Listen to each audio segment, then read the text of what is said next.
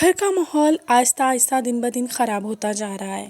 سارا بھی اپنے کمرے میں بیٹھی ہوتی ہیں، بہت ہی اداس اور پریشان، آنکھوں میں نمی ہوتی ہے اور وہ بہت زیادہ پریشان ہوتی ہیں۔ انہیں یہی ڈر ہوتا ہے کہ کہیں ان کے بھائی ایک بار پھر سے دوبارہ بکھر نہ جائیں اور ان کو سمیٹنا بے حد مشکل ہوگا۔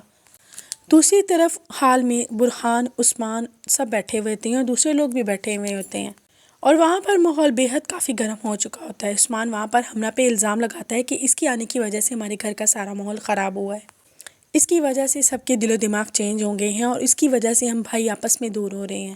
لیکن حمنہ یہ بات سننے کے بعد بے حد ریلیکس ہوتی ہے۔ وہ کہتی ہے کہ میں نے سب کو صرف سچ دکھایا ہے، جو فیصلہ کرنا ہے ان بھائیوں نے خود کرنا ہے، اس میں میری کیا مسٹیک ہے۔ آگے سے عثمان جواب دیتا ہے کہ میں نہیں چاہتا کہ کسی بھی قسم کی کوئی بدمزگی پیدا ہو، اسی لیے جو کریں سوچ سمجھ کے کریں۔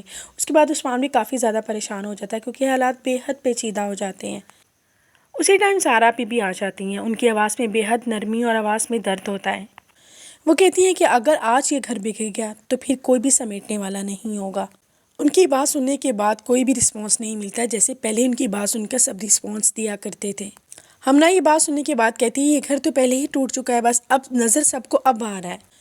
اس کی یہ بات سارا کے دل پہ بے حد اثر کرتی ہے، وہ خاموش ہو جاتی ہیں۔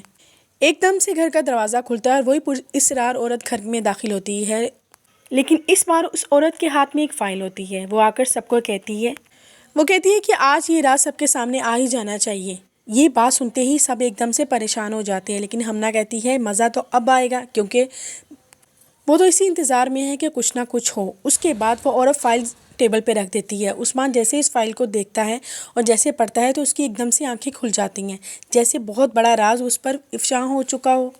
سارا کی آنکھوں میں آنسو آ جاتے ہیں، وہ ایسے اپنے بھائیوں کی طرف دیکھتی ہے کہ کیا اب بھی تم لوگ میری بات پہ یقین نہیں کرو گے؟ لیکن کسی کے بعد کچھ بھی جواب نہیں ہوتا اور یہی خاموشی سب کے لیے خطرناک ثابت ہونے والی ہے۔ اسی دوران نرمی کمرے کے دروازے کے باہر آ کے کھڑی ہو جاتی ہے اور کہتی ہے کہ سچ کبھی بھی چھپے گا نہیں، سامنے ایک نہ دن آ ہی جاتا ہے۔